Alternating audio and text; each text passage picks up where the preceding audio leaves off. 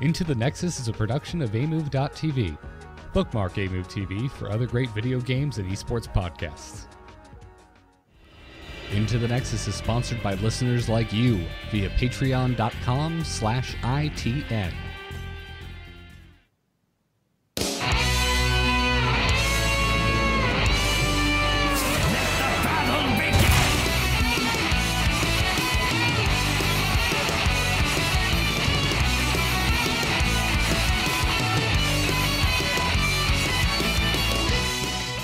Welcome back, everybody, to Into the Nexus, the podcast all about Heroes of the Storm.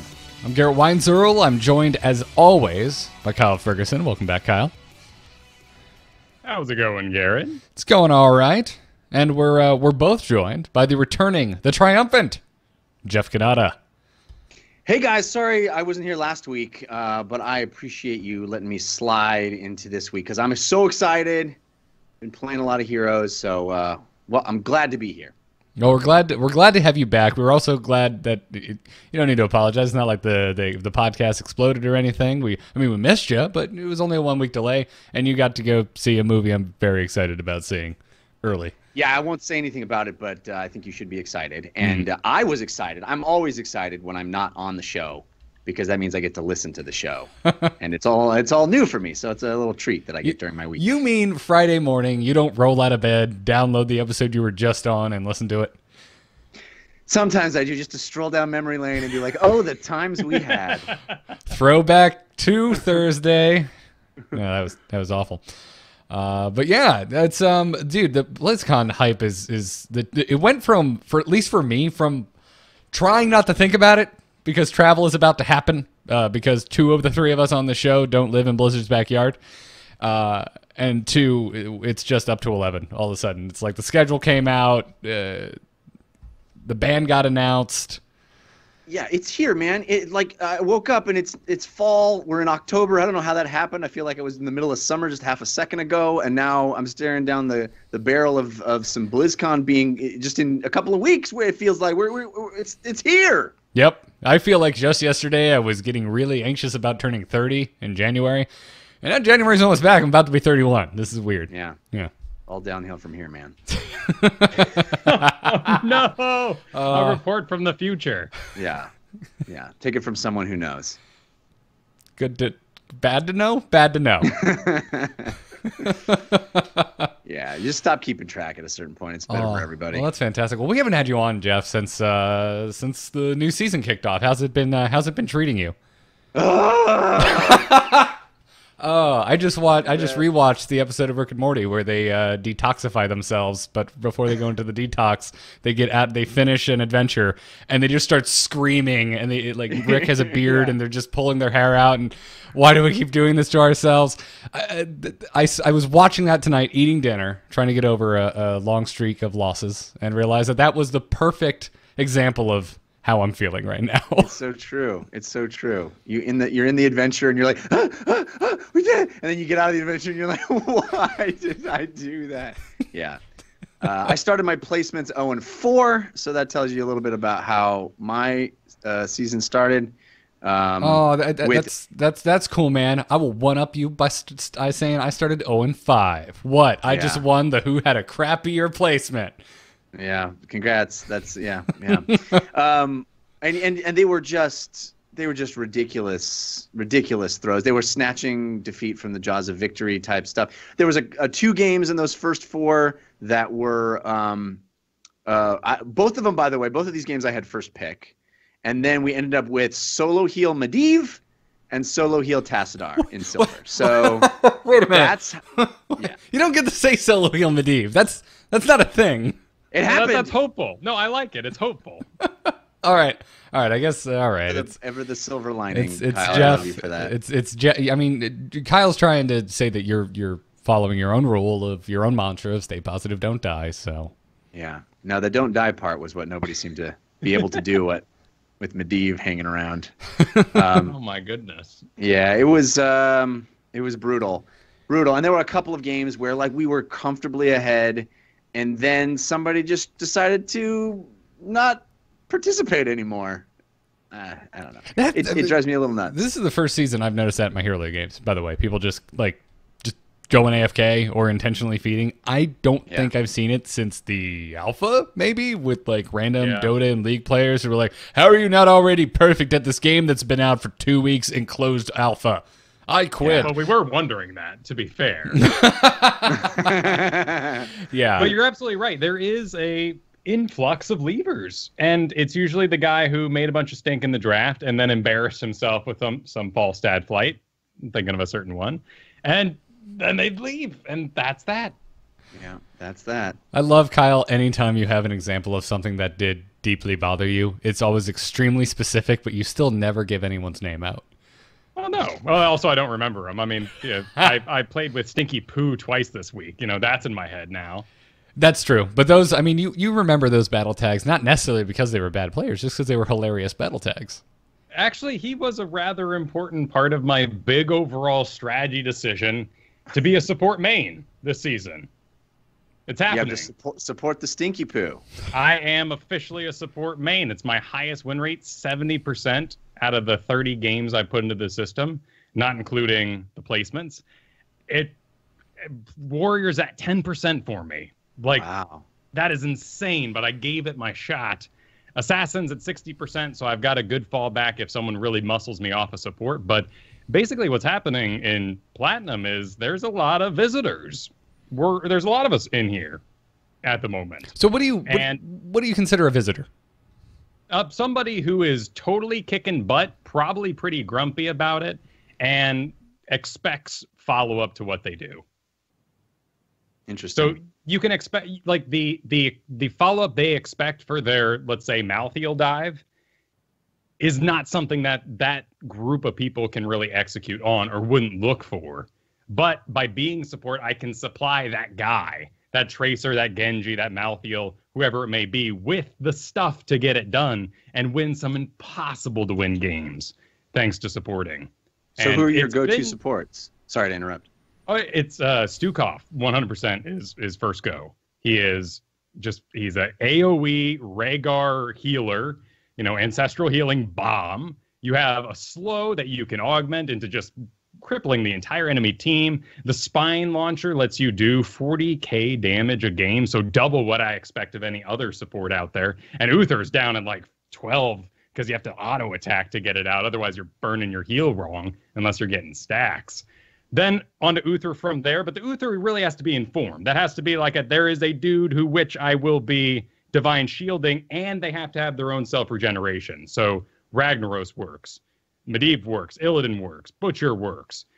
Tracer, not so much there, because what you're really looking for is something like a Tassadar, so she can regenerate herself underneath that.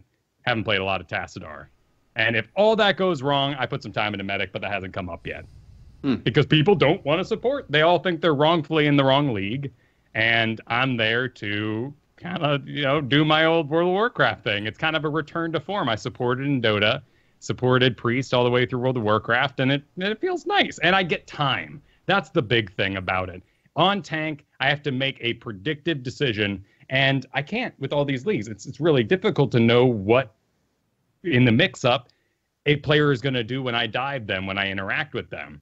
But on support, I get to sit back. I'm really good at identifying the best player on my team. My next goal now, to progress this, to not only break even, which is what's happening by being support, is to become the super assassin on the back of that end.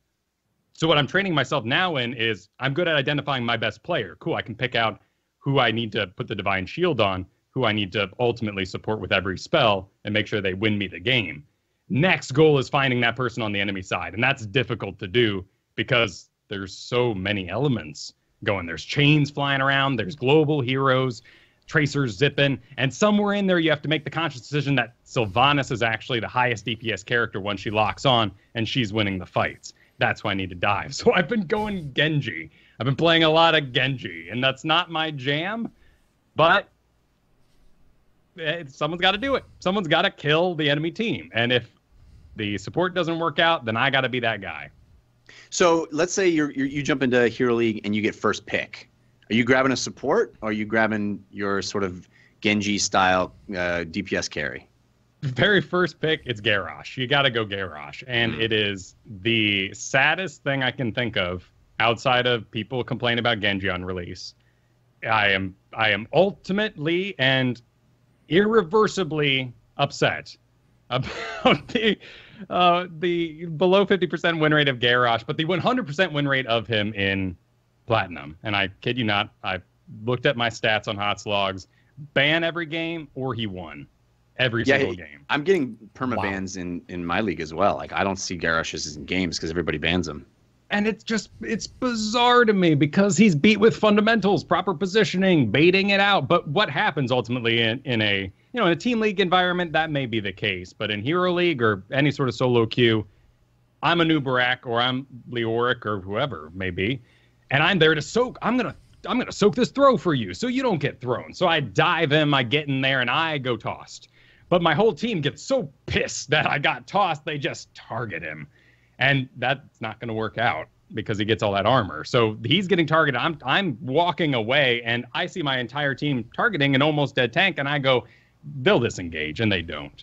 So that's why he has to be gone, because I simply either I need to somehow learn to keep targeting the Garrosh, which just hurts my soul, or we just remove the equation entirely and I don't walk away from a kill participation. Like, there's a guy, I was Kel'Thuzad in the game, and there was a Muradin in my Zul'jin's face. So I put a chain on him and threw the chain into the wall. And he goes, "Oh, I had him. Why'd you save him?"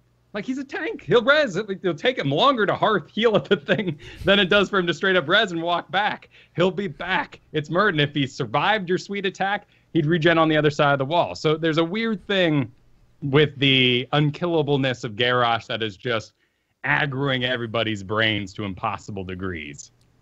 My take on it, from the view from the bottom, looking up, is Garrosh is basically Stitches or Artanis level disruption, like yank you into a place you don't want to be, minus the need for skill, right? So he's a big wide swath.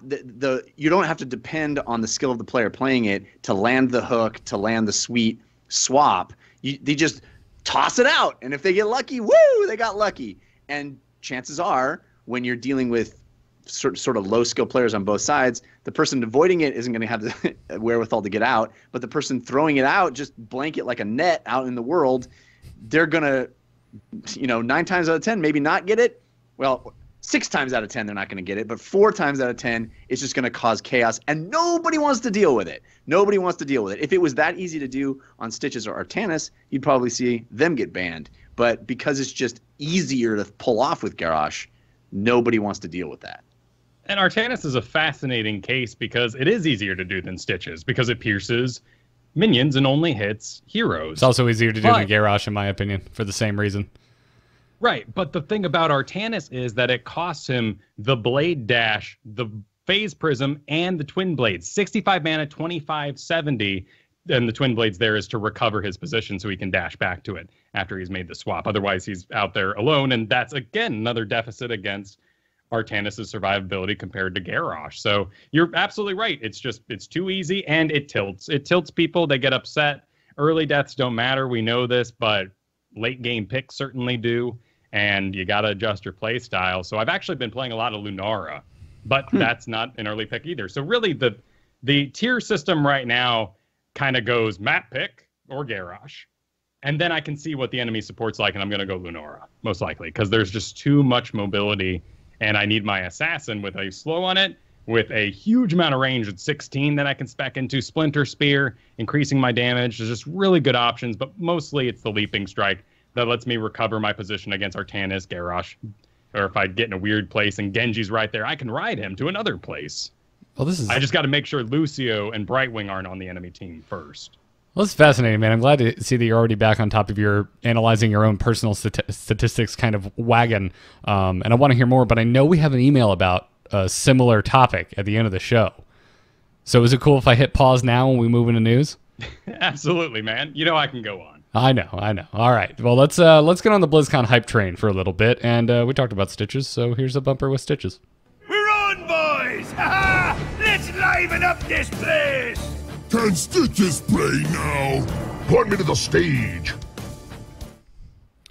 All right. So the BlizzCon schedule was released, and I think with the most lead time in years, we also know what band is playing, but we'll talk about more of that in a minute.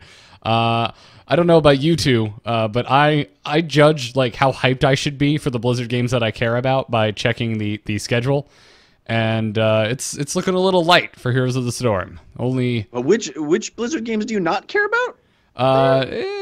Overwatch is pretty much at the bottom of my barrel. Oh, all right. I thought you were digging. Don't you do a show about Overwatch? I left it like 4 months ago because I was not really. It's not my jam. I hear you. Neither is mine. That's why I didn't know that you left it. I thought. I don't mind watching it, but not for me. Not for me. I'd rather play Destiny if I'm going to shoot things. But only 2 Heroes of the Storm panels, actually tying with Hearthstone, which on Angry Chicken this week I said kind of all I really wanted from BlizzCon, and I've been saying this all year, is to just be surprised. And I don't think I'm going to be surprised by Hearthstone. I think it's going to be an expansion. But you never know with Heroes. At BlizzCon, it's usually the amount of heroes, and then there's always a question up in the air: are we getting a battleground announced or not? So it seems like we just got a battleground announced, so that would be an odd thing, but maybe there is. I keep waiting for the mythical World of Warcraft event, but we just got an Overwatch event, so that seems unlikely too. So I don't know. I don't know. I mean, you're right. We did just get, and actually, it's not even over. We haven't gotten Junkrat yet. The Overwatch event is technically still going. But yeah, I really want a Warcraft battleground inside of Heroes of the Storm, and I'm sure lots of folks would make the argument that the Call of Kel'Thuzad was a was a Warcraft event, which it technically was, but it was one hero and some skins. So I don't know, Kyle. You and I have been talking like off air for pretty much since the Overwatch announcement for the new battleground and the new heroes, one of which still needs to come to the game, and how I think we're both kind of concerned that the biggest announcements have already happened. It was tough to hold on to Kel'Thuzad, I guess, and yet Gamescom, basically Heroes has spread itself out. BlizzCon in general is spread across the entire year now on multiple conventions. I mean, we used to spend like 3 months in the dark. Granted, nowadays we follow a lot of the employees on Twitter and see them freaking out, so we know stuff's coming, even if it's just going to be a doodle on screen like I think Tracer was one year. Yeah, well, I mean, that's like saying the effort that it takes to put on BlizzCon is directly tied to how many big announcements there are, and they're not. They could have no announcements whatsoever, but the fact is they still need to fill the Anaheim Convention Center and put on an event, which is going to cause panic level work for anyone. Honestly, I'm most excited about the esports. I love being in that pit, yelling with people. And not even only that, like as the teams come and go, it's fun to cheer for certain regions, but also just cheering for certain heroes is a blast out there. And sometimes you get to see something cute, particularly in the losers bracket or the winners bracket where they can afford to throw one away. It's BlizzCon after all, and they're smashing together all these different competitive regions, and I love it. I have a tough time watching it at home because I'm sitting there at my computer. I'm going, why am I watching when I can play? I'm going to play. I'm going to play the game I love. But there, in person, and the energy of it all, that's going to be awesome. I'm with you. Out. I'm with you, and I'm having an interesting reaction this year. There's going to be Hearthstone Esports, but it's an invitational. There's no like main event because they've changed up the Hearthstone schedule, and I'm really excited about it. It means I can guilt-free spend all my time watching Heroes Esports. I don't need to split my time between stages unless there's a panel I really want to see. What? Why not? I'm sure you've gone on to this in Angry Chicken, but why not? What do you mean? Why not have an ultimate ending Grand Prix Hearthstone? Oh, they're going to. It's just not. It doesn't line up. It doesn't line up with BlizzCon anymore. Oh! There's so much esports it can't even fit in BlizzCon. Well, they've got their own stadium now, so no big whoop if you don't use BlizzCon. They've got a venue. Yeah. That is well. Yeah, but yeah, I'm excited that I get to focus on heroes. I'm definitely going to go check out Overwatch because last year's setup was insane and it's supposed to be a lot larger this year. Well, StarCraft got kicked out of the arena, and Overwatch is in there now. Right. Yeah. That's which. As the grumpy old Blizzard fan looking at Overwatch, being like, "You're new and you're not nerdy enough for me," it makes me grumpy because I love StarCraft, and I thought like as long as Mike Morhaime worked at Blizzard, that StarCraft would be in that arena. It was a little empty last year. Grand Finals filled out, except for the top tiers. But I think Overwatch needs the space, and maybe there's a Overwatch stage that looked really sweet last year that we could take as Heroes of the Storm players.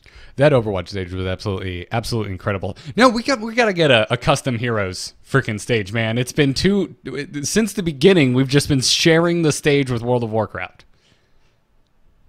Poor World of Warcraft guys. Yeah, well, at least it was themed to their damn game. So I mean, nothing touches the Hearthstone stage, dude. That thing is a work of art. Yeah, it's pretty incredible. I don't know, all their stages are really good. That's why I'm so excited to see what they do for Heroes having their own dedicated area.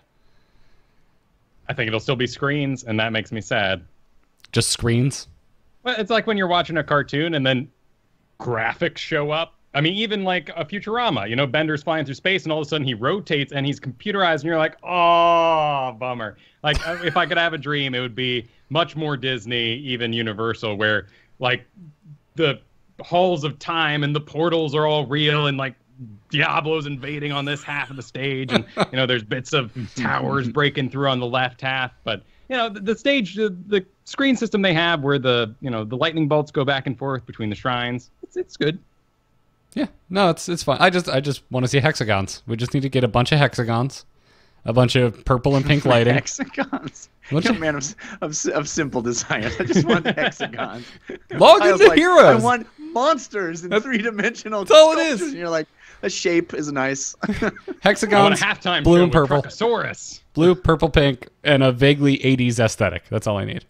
I think Kyle, you're arguing for Disneyfication, and I think Blizzard is less Disney, more ESPN. Although Disney owns ESPN, but you get what I mean. I think it depends, because I mean that StarCraft stage was complete insanity. It's been reused multiple years, so we got kind of used to it. But the first year I saw that thing, it blew my mind. Yeah, when the Zerg was on the left side and it creeped across the casting station cool. And all. Yeah. Yeah, it's very, very impressive. I don't know. I think it depends on the property. Like Overwatch, it did look kind of ESPN, but that's also because Overwatch has this very clean and modern art direction versus something like Warcraft, which is everything is like cracked stone and skulls on spikes. But it sounds like you guys are kind of writing off any hope for announcements. There will obviously be announcements.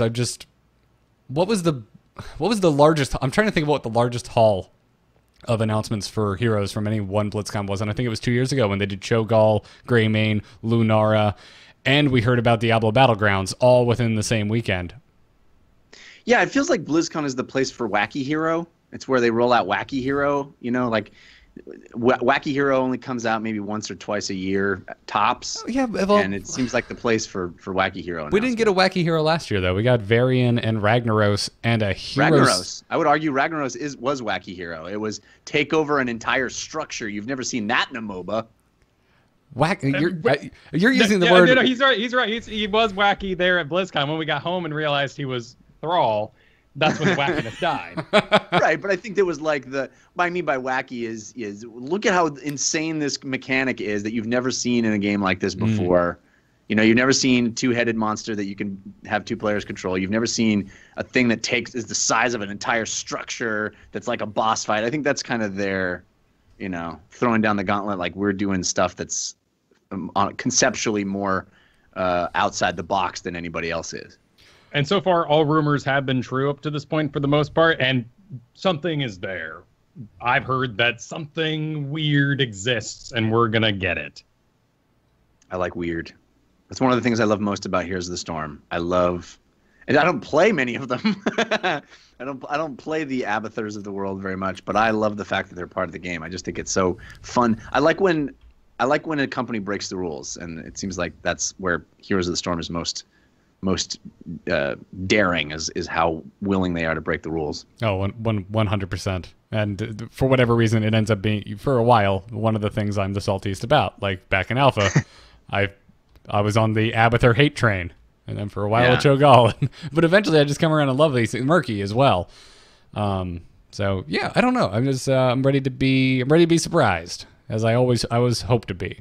But I don't know what it would be that would just knock my socks off. But well, it feels like that you could say that with every Blizzard IP right now. It's like, what could they even show that would be?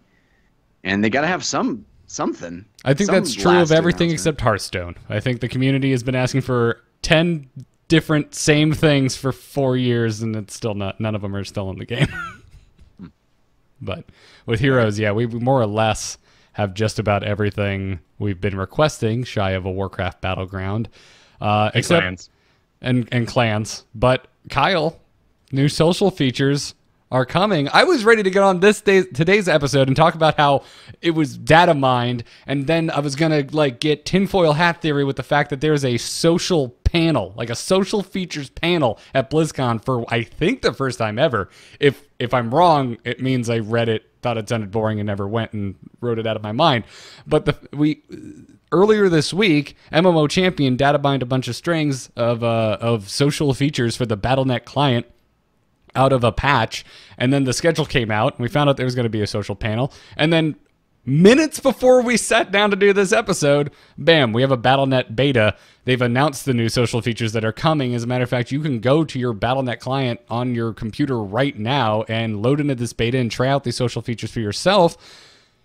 So why is there a panel at BlizzCon? I think they're coming for Discord, man.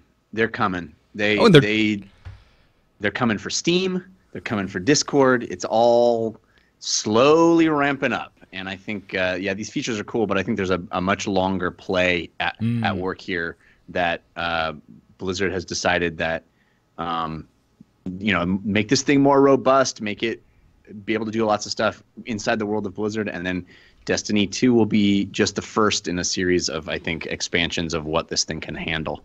Well, and I think BlizzCon's ultimately changing, and that's why you're going to see more stuff like that. That's going to provide great pictures for investors. Have you ever seen a PC gamer panel at PAX? They're rough to watch, but they make some great pictures, and it looks great when the owner is shaking Day 9's hand. And BlizzCon's changed. It used to just be a bunch of tables with guilds on them or servers, and they need to produce that kind of content. They're moving up in the world. They're not a video game company anymore. They're an entertainment company. Yeah, and to go back to Jeff, your point that you think they're coming for Discord, they're coming for Steam. If they are, I think they're doing a really good job. The voice chat is so good. We get into our after show games every week, and without fail, Kyle and I have to be like, oh, right, we should probably log into our Discord. That's because all week long when I'm playing Blizzard games, I don't bother with Discord because the in-client social features, as limited as they are they work well enough and they're convenient enough to just be there on the damn thing I'm already running to play the game that I use it. And now with these new social features, and we actually talked about what the hell they are, it's one more reason for me to not leave the Blizzard ecosystem. I'll take you one further. My friends and I use the Blizzard app for chatting when we play Divinity or whatever we're playing at that time. That's our preferred method of. We don't use Skype, we don't use Discord, we use that. So yeah, it's very solid, and it's God. I wish I could scrub my brain of knowing how good it is, so someone could ask me again if I would ever be excited about Blizzard voice chat. Because if you guys remember back in Wrath of the Lich King and World of Warcraft when they tried it for the first time, it would have sounded better if I was talking through a kazoo. And that's true. It's just out of the park. It's so damn good. Kyle, you and I have our damn podcast meetings through the Blizzard client. Like when we're working on notes and talking about Heroes news. It's they're doing a really good job, and now we're finally getting some more robust social features. So let's talk about it. So first off, it's right at the top of the tab where you currently have Games Shop News. You're going to get a new tab called Social. And you can click on there, and your chats with all your buddies and whatnot and the history will be stored there. But the big thing that we're getting with this that I'm excited about is Blizzard Groups. And it's it's like a clan or a guild system that's at the surface level of the Battle.net client. And we've been asking for clans or guilds or whatever buzzword you want to use to call them for Heroes and for Hearthstone, and I'm sure for Overwatch since those games came out, and we still haven't gotten them. But it's looking like we'll get similar functionality just straight out of the client itself. Yeah, and I think that that's what these companies want, right? They want to be Xbox Live. They don't want to be the Destiny specific thing. They want to encourage you to use this across a lot of games that will have lifespans of varying types, that just, it becomes part of your gaming habit. So I think that makes more sense. Instead of having my Heroes of the Storm clan or whatever, I have a Blizzard group, and it works that way now, right? I log on to, I pull up my Blizzard launcher, and I say, oh, Garrett's playing Overwatch right now, although you aren't because you don't like it. Garrett's playing Hearthstone right now. And Kyle's playing Heroes of the Storm, and two of my other friends are playing World of Warcraft, and I think that's what they want. They want that more macro level sense of community. Yeah, I completely agree, and I for one welcome it. I've had all of 5 seconds to install the beta and try it out. It's very slick. I love the UI designers working over on the Battle.net client. I think they're doing such a good job. I already went in there and just to see how easy it was to start a group. Turns out very easy. There's already a group on there called amove.tv, folks. So search for it and join if you want. Still trying to decide if I want the .tv or something. So don't be surprised if in like 2 weeks I come back and I'm just like, hey guys, it's just called amove now. But I dig this. I'm curious if they're ever going to tie these into the games that don't already have like a guild feature. Like, will I be able to access this from Hearthstone playing on my phone at some point, or will I be able to see our group chat in Heroes of the Storm without having to tab out to the client? Or will it combine all my achievements and all my portraits and maybe even my heroes emojis and allow me to use them in this overall client if anyone's online? And that's the next part of this. Oh, I really want it. Yeah, you're right. Clearly, out the gate, it doesn't appear to be the case because you do have a profile and you can select a portrait, but it is from a unique set of portraits, specifically to this, to the client. So I'm actually looking through it right now. Yeah, so it's all the games that you would expect, and also some Destiny stuff has snuck its way in there. And also offline features, which could leave all this completely empty. Yeah. Yeah, that too. I mean, really, for me, I'm just excited to have a general group that works in between games for our purposes here, because we have fans of every Blizzard game imaginable kind of wanting to talk to one another, and also having ways to moderate that if trolls end up in here, unlike the lack of control that we currently have in the custom chat features in Heroes of the Storm. I'm sure there was a big push to get this all done before the Destiny 2 launch on PC, because I think that's going to bring a massive influx of users to this service, and to put their best foot forward by that time, I think is an important thing to get this thing, to get people to start using it. Yeah, I completely agree. As if I wasn't already playing enough Destiny, now I'm going to have to play it on another darn platform. Are you double dipping?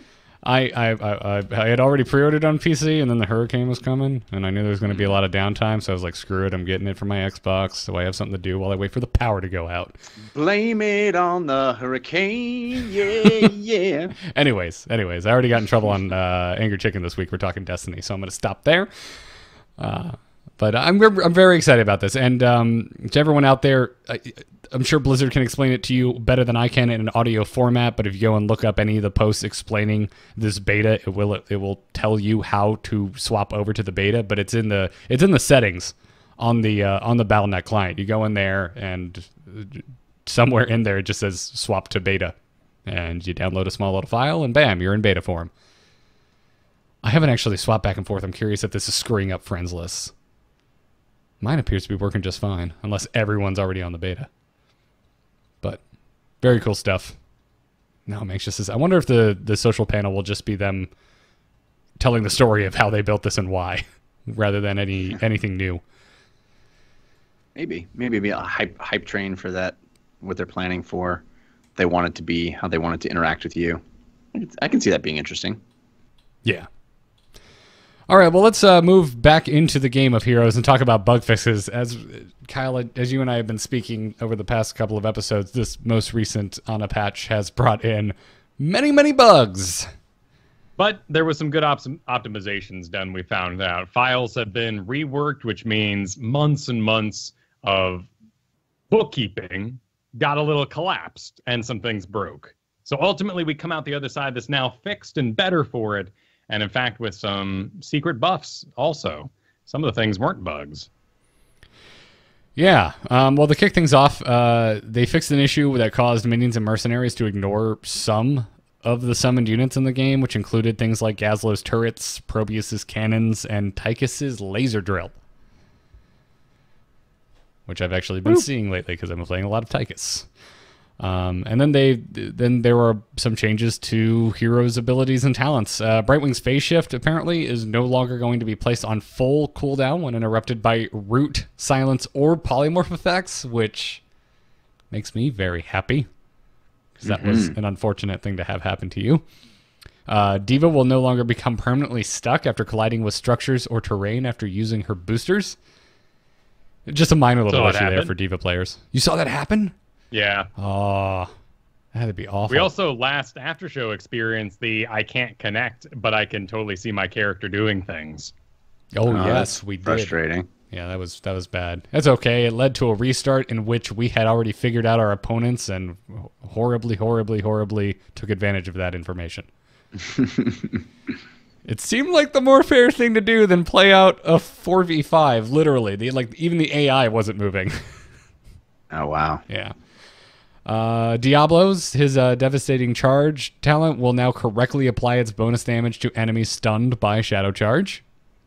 Good. Falstad, Tailwind's movement speed buff will now correctly be placed on cooldown after taking damage, sharing a kind of a sideway thing with what was happening to the Brightwing after phase shift.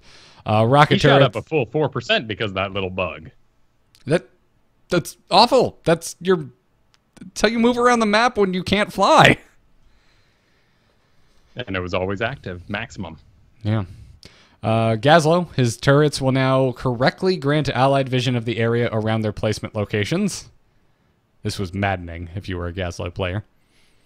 And Morales, they fixed an issue which allowed the medevac to move toward and pick up allied heroes on the way to its intended destination. Why did they fix this? This is amazing. Just hop in the bus, man. We'll just slow down and roll by. Just get a running start and leap in.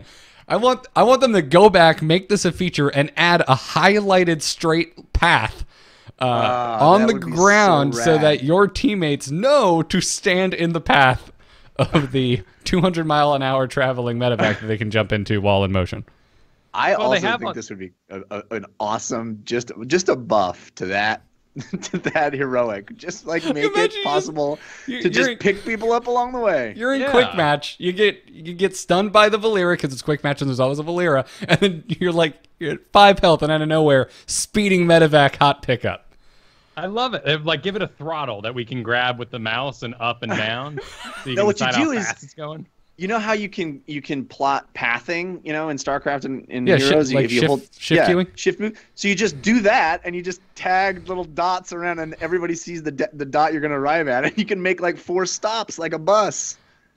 Oh, that would be so incredible. That would be so good. Just zipping around the map, that'd be awesome. And then Kyle, last week you were talking to us about a rather alarming, what seemed like bug to Nazeebo's toads. Yes, but it apparently ended up being a buff to his toads, and we were all just feeling the sting.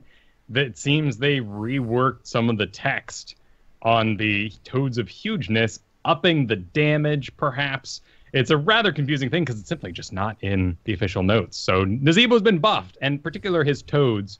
And when combined with Soul Harvest, they are hitting like trucks at the moment. but Yeah. it's not a bug. Yeah. So everyone I mean, it's play. technically a toad, not a bug. Dad joke. Dad joke Terrible. point to Kanata. They look like bugs, I'll be honest. Yeah. No. So if you see a toad coming out, play Reverse Frogger instead of avoiding the traffic. Avoid the frogs. Mm-hmm. All right. We also we had Matt V from the Heroes team chime in on their beliefs or what they're striving for in warrior design on the official Heroes of the Storm forum this week. He said that if a warrior doesn't match one or more of these bullet points that he provided, that hero is a bruiser made to attack the back line. And those 4 kind of points are durability and mitigation, so that they are not easy to kill, self-sustain so that they can stay in the fight, peel so that they can protect vulnerable allies, and interrupt so that they can disrupt cast and channeled abilities. The only one there that I don't understand as a feature of a build on a character is peel. Like, theoretically, peel is an action that I take. How does a design of a character ensure I'm able to do that? Think of ETC's Power Slide. Right. Certain abilities greatly increase your capability of peeling. So maybe that means more pursuit? More like actually like peeling them off. And the idea that ETC can create a body block between you and the character with the power slide makes it an actual peel. Whereas Gotcha. Sonya, if she uses her hook shot on you, it's a mini stun, and you don't particularly care. You'll just keep targeting the same guy. Same with Johanna in many ways. ETC power slides, and if he needs to, then he can face melt, creating an even bigger peel and getting that person out safely. Right. Gotcha. So it's a they're saying it's a talent, or I'm not talent, a ability that will create some distance between a player and his team. Yeah, great way to say it. Gotcha. Yep.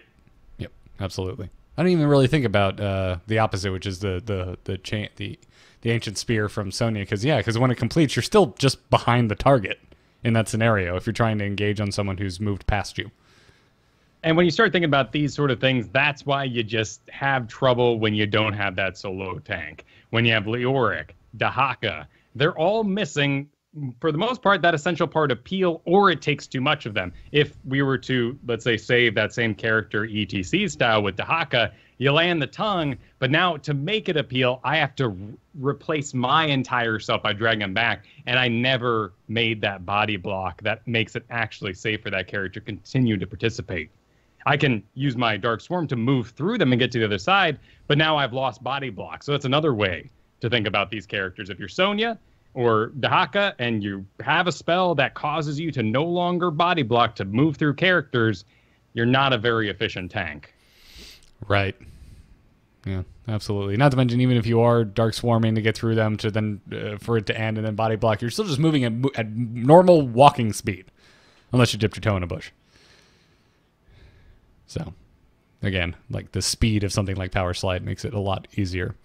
But it's a fascinating post. I'd recommend everyone go read it in full. But I thought this It's a good opportunity for you to analyze your own pool and make sure you have a real life tank available for you. And the big obvious ones that they suggest here are Murd and Arthas, but you can do the same thing. We talked about ETC, Diablo because of his displace. Johanna's hard. Johanna makes this difficult. And if you're going to run Johanna, that should be more of a reaction to your team with a Kel'Thuzad and a Rag, and you're saying, we're grouping people up. Let's win this, that style. But you may want another peeler. Yeah. So, before we move to emails and wrap this episode up, Kyle, were you aware that Heroes and Overwatch are being shown on Disney XD? Jeff, were you aware of this? Fleetingly. No, I know that Disney XD is making a big push into video game programming, but I hadn't watched any of this. That's pretty exciting.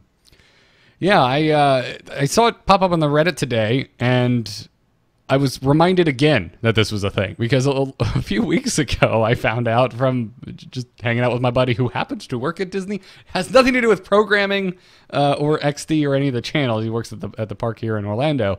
But yeah, we had this discussion. He was just like, "Hey, Garrett, are you aware that Heroes is on Disney XD?" And I'm like, "No." and we were standing there in a Disney park having a discussion about esports on a Disney channel, and it was a very just Disney-ass conversation. So on brand. It was like an infomercial. By the way, Food and Wine Festival is amazing. Complete non sequitur, but go should you ever have the chance. I was in a burger joint recently, right near my house, and they had 3 televisions on, up above the bar. Mm-hmm. One of them was showing a college football game. One of them was showing an MLB game, and the third one was showing Mortal Kombat. And I was like, "This is awesome. We're in a new era. This is amazing." It was like, these are all 3 equals right here. These are the 3 things you probably want to watch above the bar. I thought it was so cool. Man, Kyle, you remember this? You remember the day back in my day, 6 years ago, when we wanted to watch StarCraft in a bar. We had to call the bar up ahead of time and set a specific date and get clearance to take the bar over and tell our friends so that it was worth the bar's time. Yeah, and they still reacted with, "I don't know about this." Pretty much, yeah. Everyone's, huh? Yeah. The fireside that we had at Buffalo Wild Wings was actually kind of cool in that regard, despite all the haterade I was pouring on it. Lots of people who were not there for the fireside that were asking questions. And I was surprised by how many people seemed legitimately interested versus wanting to give us wedgies and call us nerds. See, the problem is that they sell haterade in pitchers at Buffalo Wild Wings. They really shouldn't. Yeah, and if you're there, if you're there for lunch, True. it's happy hour, so you're getting 2 for 1. It's a real problem. All right.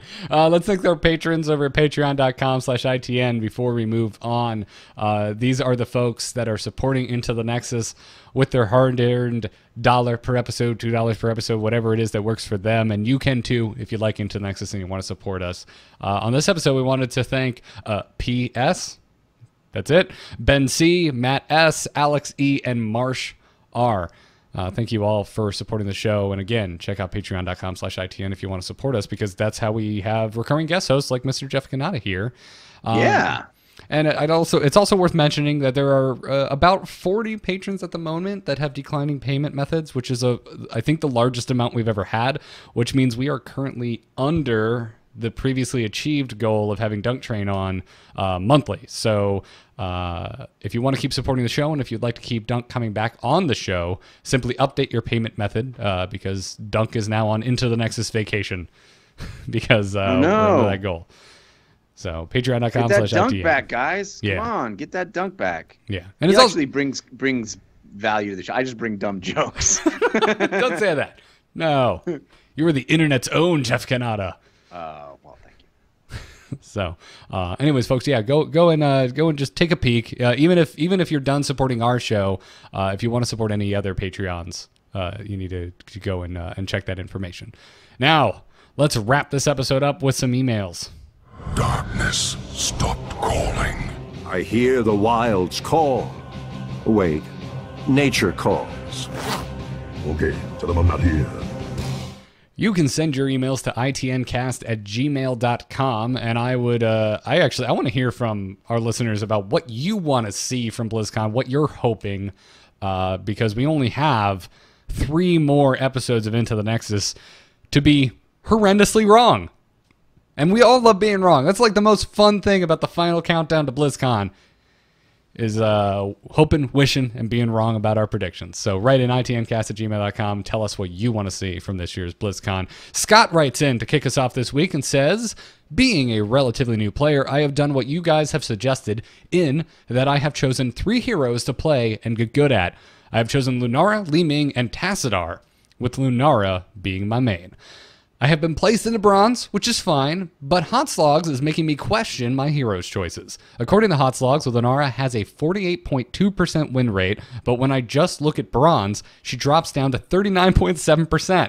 Li Ming has a slight drop-off in bronze compared to other leagues, and Tassadar also has a huge drop-off compared to other leagues similar to Lunara. So, do I try to climb out of bronze with heroes with not great win rates, and if by chance make it to silver, know that those heroes are better in that league? Oh, all right, Scott, a lot to unpack here. Which, I really just want to point you to the the conversation that Kyle, or maybe not a conversation, the proclamation that Kyle made at the top of the show, where he's talking about investigating his own statistics. Because really what I want to know about Scott here, how many games of Hero League has he logged? And has he uploaded all of his games, at least this season? If not, by the way, download the HOTS Logs uploader, just run it in the background. You don't need to worry about it. And then you'll have at least a personally perfect collection of stats for yourself. And then analyze them. Because if you have a large enough number to have a sample size to actually go and look at, those would be the numbers I would pay more attention to. Because, am I wrong here? It feels like Scott's probably putting too much stock in HOTS Logs statistics, because at the end of the day, I don't think it matters if Lunara drops off in bronze with a 39.7% win rate across the board according to HOTS Logs if his win rate is 60%. Absolutely. And what you have to click is maps. Look at Dahaka right now. 46% win rate in the generals. Fallen 3.4%. There are things that have affected him. But ultimately, it's the loss of Sky Temple. It's the loss of Braxis. These maps where Dahaka does extremely well. And maybe he's struggling with the lack of bushes. There are no real bushes, at least on the top and middle, that are on the point in Volskaya Foundry? Industry? Foundry.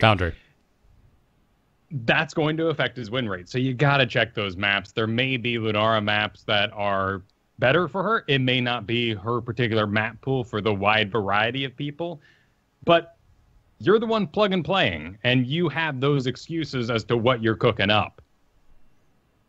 Yeah, I would agree. I mean, I think you're putting a little cart before the horse here. I mean, it's good that you're so engaged and you want to make strategic decisions and you want to go in with a good game plan to try to, have upwardly mobile games here. But you guys say all the time on the show, play what you're good at, play what you like. If you like those three heroes, you're going to play better with them anyway. So it doesn't matter how other people have fared in your league, unless you're worried about somebody flaming you for picking a pick that's, not good in this league and everybody is upset about it. I can understand being a little gun shy that way, but I think more importantly, pick characters that you enjoy playing, that you feel like you do well with, and as you continue to play games, you'll get a sense of whether or not they're good picks and whether or not you're finding success with them. I think, I think get a little more data before you make your decision. More data based on you, as you guys have been saying. Yeah, that's exactly what I would do. I mean, anytime we bring up HOTS Log stats, you always hear us mention like asterisks. It's not perfect. It doesn't analyze every single game ever played in Heroes of the Storm. Only people who upload it to HOTS Logs. But the one thing you can't argue with is if you upload every single one of your games, you're at least going to have perfect statistics for yourself. I played a game this week in Hero League with a guy who I checked out his profile. Because he'd shown Vala as his pick, and Vala got banned. The other team banned Vala. And so he wrote, "What should I play?" And I looked at his profile, and he was level 62 Vala, and not a single other character above level 8. Wow. And I was like, how does that even work? Like, how have you done that? Is it weird that I think that's kind of rad? I mean, he just loves Vala so much. He came to this game to play Vala, and god darn it, he's going to play Vala. What a lucky pick, right? Like, some people picked Murky all those years ago, and they've been on a wild roller coaster, but Vala, she's fine. Yeah. Also, Vala's always solid. How do you play that many games and actually get to pick Vala if you're drafting? What? Like, that's insanity to me. He was literally like, "What do I do?" And I was like, "Okay, well, let's look at this guy's profile." Oh my god, I don't know what you do. I mean, I'm one of those weirdos who goes and picks up Forza or Project Cars and pretty much drives like one car, like mains one car throughout the whole game. So I kind of identify with that, but right, yeah, I've never had that in a hero-based game. That's awesome. That's really awesome. Sizzle55 is our second and final email of this episode. And Sizzle writes, after listening to your last two episodes, I have heard a lot of talk about roles. One champ that I have some questions about that I don't see her getting picked is Zarya. In what team comps would you consider picking her in? Right now, when I see the other team is melee heavy, I like picking her for Graviton Surge and Shield Ally. With supports losing Cleanse at level 16, she can take Cleansing Shield. Or would one of her other level 16 talents be a better pick, mostly looking at Gain Train or Born in Battle? Could she be a solo tank, or is she more of a flex multi-purpose roll-off tank? Her shield can help healers with healing. With her Q build, she can deal damage. What role would you say she fills the best? Also, in what situations would you take Expulsion Zone over Graviton Surge? Do you consider her a high skill cap champion, or is she just garbage? That's why I don't see her played a lot. I range from Gold 5 to Diamond 3 in rank and would like to start playing her more. Or would it be better? My heart. Oh my God, that is the modern era right now. I range from Gold 5 to Diamond 3. Oh jeez. There was a post this week on Reddit, and there was a guy in a 165 level account, and he was posting, "How did I get Masters? Hi, I'm Tracer main. I love Tracer so much. I play her in Quick Match. This was my first season in Hero League. I got Masters 1000. Can I not be? I don't really want to learn how to play up here." There's no way that's a real person. That is a person on a Smurf account that's trolling our entire community. Could be. That's my belief on that, on how that shook out. Yeah, that's hilarious. Anyway, so back to Zarya. I mean, I think Sizzle is answering a lot of their own questions in here. It sounds like Sizzle here is making talent picks based on the situation. Yeah, I think Cleansing Shield is pretty great right now in this war on cleanse world that we're living. But I would say more of a flex multi-purpose tank because of the Peel conversation we had earlier. Right. So the real problem with Zarya is her decreased range in Garrosh. At least when you're looking at in what I'm experiencing in my league. The speed boost you provide at level 4, Speed Barrier, is a fantastic way to help anyone who gets swapped or pulled recover from that. Great choice. The problem is her range puts her perfectly in Garrosh grab range, and your way you move, the lack of stutter stepping, opens you up for all those other horrible swaps too. So when you eventually get up to things like Cleansing Shield at 16, the game can already be lost. What you're really looking for in a sweet Zarya is, first of all, I think it was a little backwards Expulsion Zone, and maybe Graviton Surge, but we can get into the nitty-gritty if you guys want on that. You're looking for something that's splashing or dotting. Those are the real money places for Zarya. A Leoric who attaches a hand. Awesome. You have this big period of time where you can activate your shields and get lots of energy. Gul'dan, Lunara, any of these guys who rhythmically put out damage that you can make a choice and say, shield's for you, not for you because you stink. No shield for you. You're the shield Nazi. But it's true. Pretty much. We're not World of Warcraft here. We're not 25 people. We are 5 people. And there's a high chance that one of them doesn't deserve a shield. Kyle Fergusson telling you, judge your fellow man. You have to. This is the support main. You got to get in there and just judge. Because someone's going to win you that game. I get 1 shield. It's on a cooldown. There's 4 potential targets. There's no game to play but the favorites game. Yeah. Look to your left. Look to your right. If they have shields, then you're the problem. One of you is going to fail this match. No, you still throw a shield every now and then just to try and save some bacon. But yeah. Yeah, no, I mean, Sizzle, it sounds like you're picking Zarya when you should be. So I don't see anything in Sizzle's questions that concern me with when they're taking Zarya. No, it has a difficulty main tanking because your strongest peel is Expulsion Zone, 45-second cooldown compared to that 80-second cooldown on Graviton Surge, so you can use it regularly, create safe spaces. Like, don't think about the Panini Press, as it was called, the sweet Leoric going in for the Entomb, and then you throw a Expulsion Zone in there. Awesome. It's kind of like the Chen barrel. They're constantly pushed. There's silence for the entire thing. It's a really great combo. But you know what's even better?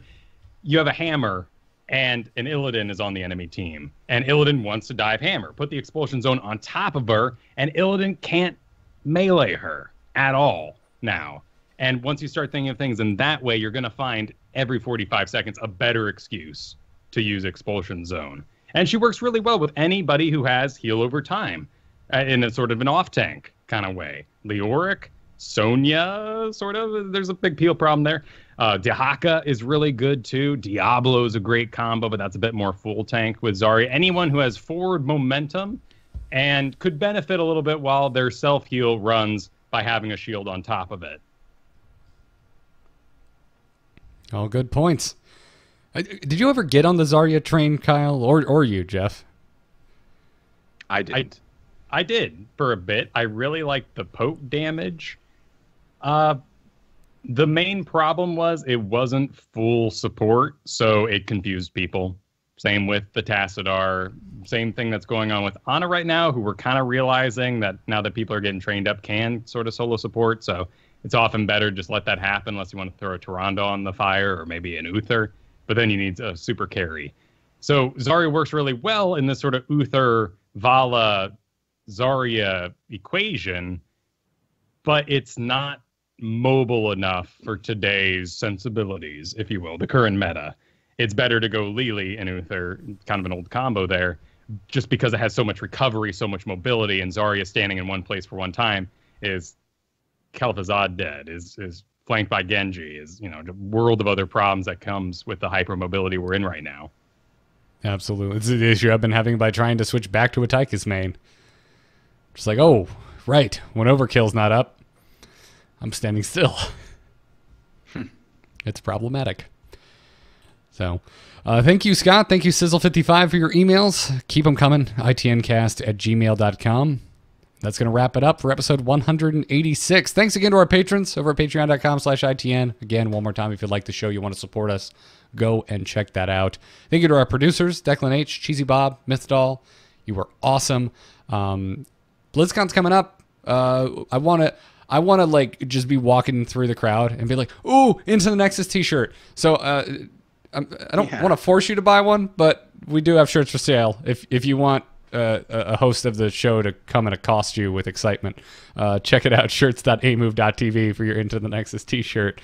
You can catch us live typically Thursday nights at 8 p.m. Eastern time right here on twitch.tv/amovetv.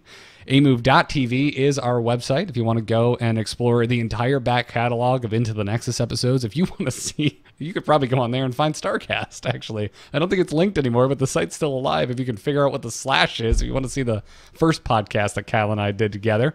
I like that you make them work for it. That's good. Yeah. If it's not live, I don't want it on the drop-down menu. People are going to be like, what? Why is this here? You can follow us on Twitter at ITNcast, and we got to thank Gorath for our intro music and BrianGriffithMusic.com for our outro music. Jeff Kanata, you are our guest this week, and you do so many fine podcasts around the web. Where can folks find them? Easy way is to follow me on Twitter. I'm at Jeff Kanata, which is spelled with 2 N's and 1 T. I do 2 video game shows, a weekly long-form video game show with guests. Just had our 200th episode of DLC, which is the name of it. And you can find that at 5by5.tv/DLC. I also have a daily quick hit podcast. It keeps you up to date with all the news that's happening. Just 10 minutes a day. It's called Newest, Latest, Best, and it's also available on iTunes and Google Play Music and wherever you get fine podcasts. But you can find it also at anchor.fm/NLB. I do the /Filmcast about movies and TV shows at /filmcast.com, and a comedy science show called We Have Concerns at wehaveconcerns.com. Awesome. Kyle Fergusson, you as well have things that you should probably promote. I do. And in fact, another great suggestion from Jeff here, I started a Divinity stream, a 4-man co-op stream. It is on Sundays at 2 p.m. Pacific. This weekend is a bye weekend for the HGC, so why don't you come by and check it out. Playing with John Jagger, Jeff Reynolds from the Heroes Forge podcast, and Kristen Ashton. We are having a blast. I wish I could compare it better, but I've never actually been able to complete a Neverwinter, Baldur's Gate, Pillars of Eternity because they've been such a slog. But Divinity is something special. Really. What something character did special. you roll? I did an elf so I could eat people because that's awesome. Yeah. And a summoner because it's Conjurer, positional like tactical battle. It's really, really the turn-based too. Just it's good. I went Conjurer as well. I love it, man. I love bringing up awesome new other characters that I can control and do cool stuff with. Yeah. The co-op is quite unreal. It allows us, after we complete sort of a story beat, to all have a chance to go around the circle and say something in character. Yep. The adventures of John going off and slitting a shopkeep's throat and stealing from them, and we go to that later and find out they're dead, so we have to find another way off the island kind of stuff. It's just insane. Oh, that's amazing. I've only played a little bit by myself, and back to the elf thing. I had an arm just in my bags. And when I started talking to my elf companion, I realized I could just feed her the arm, and she would tell me something about the person that was dead. It blew my mind. I'm off on my weekends. This is a HGC weekend. Next weekend, but whatever. It's going every week in Halloween. Until Halloween, it's an October special on twitch.tv/KyleFergusson. But of course, here's the streams all the time. We'll just call it that. I like that. Here's the streams. That's pretty good. Go and check it out. Folks, I'm on Twitter at GarrettArt. Go ahead and give me a follow.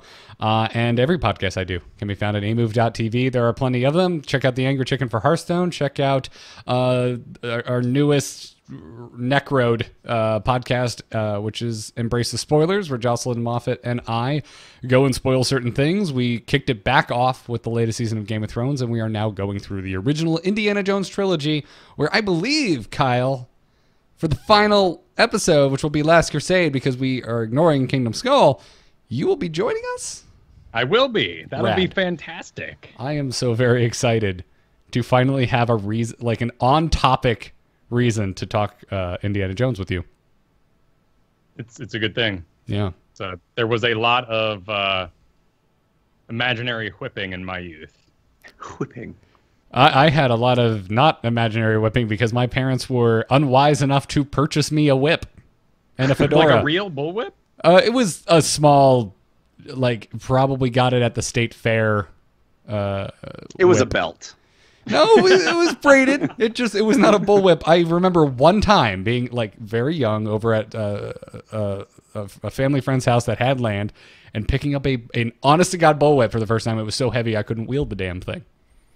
They're big. Yeah, they're extremely large. But the end of that story is I whipped the head off of a tiny little Mickey Mouse statue that was in my bedroom, and that whip got taken away.